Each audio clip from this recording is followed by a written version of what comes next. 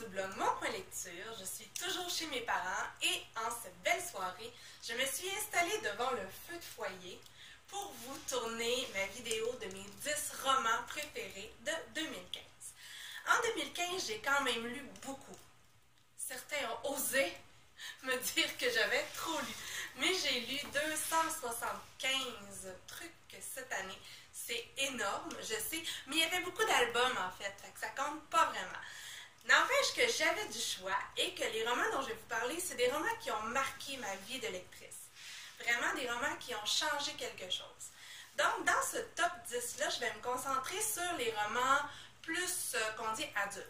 Bon, je dis top 10, mais je n'ai pas compté, fait que je n'ai peut-être 11, mais si je ne le sais pas, ben ça compte pas. Vous voyez le raisonnement? C'est logique.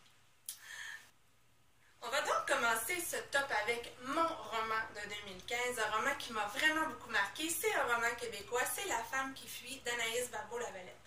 Je ne m'attendais pas du tout à ça. Quand j'ai commencé cette lecture-là, ça a été une agréable surprise, une énorme surprise, un énorme coup de poing. Pendant 24 heures, ma vie a été remise en question. J'ai trouvé la prose magnifique. J'ai adoré ce voyage-là d'une jeune femme au cœur de la vie de sa grand-mère qui avait disparu, qui avait abandonné sa mère. Et c'est pour nous, lecteurs, c'est un voyage au cœur du Québec des années 40, 50, 60. C'est le refus global. Le Québec est en changement.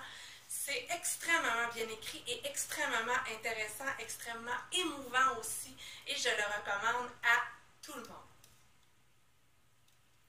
L'année 2015 aura aussi été l'année où j'aurai lu Belle du Seigneur. Depuis que j'ai lu Belle du Seigneur, je ne suis plus capable d'appeler ma nièce Chouquette sans penser à Adrien Deuil. Donc, Belle du Seigneur, c'est un roman qui passe ou qui casse. Moi, j'ai adoré ça.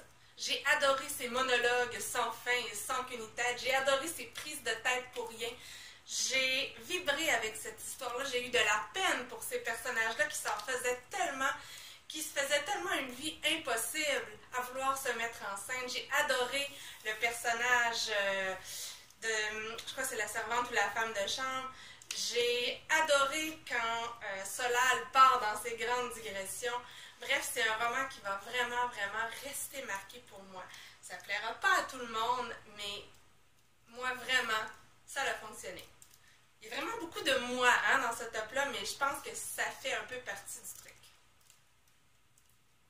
2015 aura aussi été l'année où j'aurais réussi, finalement, à lire Voyage au bout de la nuit. J'avais déjà essayé de lire Voyage au bout de la nuit, j'avais arrêté au bout de quelques pages, c'était trop pour moi, c'était trop confrontant. Cette année, j'ai lu une version, et c'est le vrai roman, mais c'est illustré par Tardy. Les images s'affitent magnifiquement, ça m'a donné le petit cotis de plus que qui me manquait pour continuer cette lecture-là. C'est un roman qui m'a bouleversée. C'est une écriture qui est très particulière, mais c'est un roman qui fait voir des choses qu'on ne veut pas voir, en fait. Et à certains moments dans ma lecture, j'étais complètement bouleversée et je trouvais ça beau en même temps et je me sentais mal par rapport à moi-même d'avoir été aussi bouleversée par ces choses-là. C'est un roman qui nous fait voir le pire de l'humanité, sincèrement. Mais pour moi, ça a vraiment été une lecture extrêmement marquante cette année. Toujours dans la catégorie livres que tout le monde connaît, j'ai aussi lu 100 ans de solitude cette année. C'est du réalisme magique, on se retrouve à Macondo, j'en ai parlé plein de fois déjà sur la chaîne. C'est un roman fleuve où tout le monde a les mêmes noms. C'est l'histoire d'un petit village, de sa naissance à sa mort, à travers la vie de ses héritiers qui sont plus extraordinaires et spéciaux les uns que les autres. Il y a aussi de la politique là-dedans, il y a une critique sociale, c'est juste magnifique. J'ai aussi lu cette année 3 tomes de la recherche de Proust. Pas 1, 3 tomes. J'ai donc lu À l'ombre des jeunes filles en fleurs, Sodome et Gomorrhe et Le côté de Guermantes. Pas dans cet ordre-là, je l'ai lu dans le bon ordre, mais j'ai lu les 3. Et je suis tombée amoureuse de la langue de Proust. J'adore toutes ces tergiversations, cette description, j'adore sa façon de questionner tout et n'importe quoi. J'adore voir doucement l'artiste, l'écrivain qui s'éveille à travers tout ça. Quand je pense que j'avais essayé de le lire adolescente et que j'avais pas réussi à passer la scène des Madeleines, en fait, quand j'étais arrivée à la scène des Madeleines, je m'étais dit, c'est bon, j'ai tout lu, ça suffit, j'ai assez souffert. Maintenant, adulte, c'est une expérience de lecture extraordinaire et j'adore ça. Dans les trucs un peu plus contemporains, j'ai lu Chercher Sam de Sophie Bienvenue, qui est un roman coup de poing. Un roman qui ne laisse pas indemne. C'est super court, c'est gros comme ça. Là, je l'ai chez nous, donc je ne peux pas vous le montrer, mais c'est vraiment tout petit. C'est l'histoire d'un jeune itinérant qui a perdu Sam. Sam, c'est sa chienne. Et à travers cette recherche-là, qui ne dure pas si longtemps que ça, en fait, on va découvrir ce jeune homme-là. On va voir qu'est-ce qui l'a amené à être où il est présentement. Et on va le voir tout doucement chercher un tout petit peu d'espoir. Un petit peu. Mais quand même, il y en a. Et ça fait du bien parce que c'est un roman qui est très dur. C'est des choses qu'on voit tous les jours, mais qu'on ne veut pas voir. Et cette histoire-là, moi, elle m'a touchée droit au cœur. Toujours en littérature québécoise. Avec mon moi québécois, veux pas, j'en lis beaucoup de québécois. C'est donc normal qu'il y en ait quand même pas mal dans ce top-là. J'ai adoré Le Grand Galop de Marie-Noëlle Gagnon. C'est un roman à la structure très particulière, c'est-à-dire que nous rencontrons une jeune femme qui est à la croisée des chemins et nous avons plusieurs versions des possibles, des choses qui peuvent lui arriver. C'est juste génial de voir ça, de voir tout cet univers-là qui se déploie devant nous. Et la plume est juste magnifique, c'est poétique, c'est magique, ça passe, ça nous touche. J'ai adoré ce roman-là. Toujours en littérature québécoise, un recueil de nouvelles, Chaque automne j'ai envie de mourir de Véronique Côté et Steve Gagnon.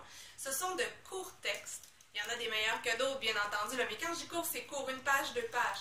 Mais chacun va nous présenter une personne avec ses forces, avec ses faiblesses surtout, et nous allons pouvoir voir quels sont ses tourments, quelles sont ses batailles intérieures, ses réflexions. En fait, le principe de ce court roman-là, c'est que quelqu'un nous fait une confidence, quelque chose qu'il n'a jamais dit à personne. Il nous fait cette confidence-là et nous avons vraiment l'impression de faire une rencontre cœur à cœur avec tout plein de personnages. Et j'ai adoré ça, l'écriture est super belle en plus. Il me reste 3 romans dont je vais vous parler. Le premier, Balzac et la petite tailleuse chinoise de Dan Siye, je ne sais pas comment on le prononce, désolée. En fait, je pense que ce roman-là m'a fait tant d'effet parce que je l'ai lu juste avant d'aller en Chine et que juste après, j'ai visité ces 3 gorges-là, ce paysage magnifique où se situe l'histoire. En fait, Balzac et la petite tailleuse chinoise, ça se passe pendant la révolution culturelle en Chine. Ce sont des jeunes intellectuels qui sont envoyés apprendre à être un bon paysan dans un tout petit village. Et ils vont amener une jeune tailleuse vers la culture, ils vont lui faire découvrir la littérature. Ça ne se passera pas nécessairement comme il l'avait prévu, mais c'est un roman qui a vraiment vibré en moi, et surtout après ma lecture, quand je suis arrivée dans ces villages-là, que j'ai vu ce qui s'était passé, moi j'ai vu post-inondation bien entendu, et là c'est comme si soudain, toutes ces personnes-là étaient revenues à la vie derrière moi, autour de moi, dans ces villages qui n'existent plus. Je pense que c'est pour ça que ça m'a tant touchée. Mais j'ai vraiment aimé ce roman-là. Pour l'autre roman, on va se diriger vers le Japon, et c'est le Di de Murasaki, qui est une biographie romancée de Murasaki Shikibu, qui était une poétesse japonaise il y a très très très longtemps, qui a écrit le fameux Di du Genji. Ce roman-là, c'est une réelle plongée dans la vie japonaise de l'époque, et c'est extrêmement différent. Moi, ça me dépayse toujours beaucoup, beaucoup. C'est sûr que le Japon, je connais quand même moins que d'autres pays de l'Asie.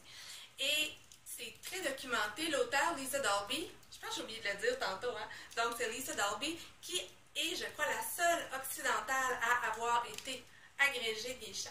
Donc vraiment, elle connaît son affaire. Et si vous voulez découvrir ce pan de la vie, de la littérature japonaise, vraiment, je conseille, c'est super bien.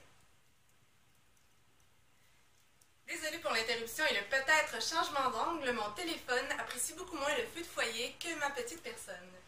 Donc, le dernier roman dont je vais vous parler, qui a été un coup de cœur inattendu, parce qu'en effet, quand j'ai pris ce roman-là, j'avais aucune attente particulière. Il s'agit de Pas pleurer de Lydie Salvaire. Ça m'a fait faire un voyage en Espagne assez particulier. En effet, c'est l'histoire de Montse, qui est la grand-mère de la narratrice, qui raconte à la fin de sa vie l'histoire qui l'a marquée, c'est-à-dire l'histoire d'un été qui a vraiment changé sa vie. Et là, la mémoire flanche, et c'est ça dont elle se rappelle, cet été-là qui a été magique, qui a été une petite bulle d'intensité et c'est le moment de la révolution en Espagne. Donc, c'est raconté dans une langue extrêmement vivante, une espèce de mélange de français et d'espagnol. Il y a des parallèles qui sont faits avec Bernanos et moi, j'ai vraiment beaucoup aimé cette lecture-là, avec tout ce qu'il y avait de nostalgie et d'émotion qui a passé, j'ai vraiment beaucoup aimé ça. Ça va donc être tout pour ces vidéos-là. J'ai eu une année remplie d'excellentes lectures cette année. J'ai été ravie des choses que j'ai lues, donc j'avais le choix pour choisir mon top. Moi, j'aimerais savoir maintenant, est-ce qu'il y a des choses dans ça que vous avez lues? Est-ce que je vous ai donné envie d'en lire d'autres? Et quelle a été votre top lecture cette année, les lectures qui ont marqué vos vies de lecteurs? Si vous avez fait les listes de vos meilleures lectures ou de vos 100 livres préférés, comme j'ai fait sur le blog il n'y a pas tellement longtemps, donnez-moi les liens, je vais aller les voir, c'est certain, je suis une maniaque des listes, j'adore ça. Donc sur ça, je vous souhaite une bonne fin de soirée et bye bye!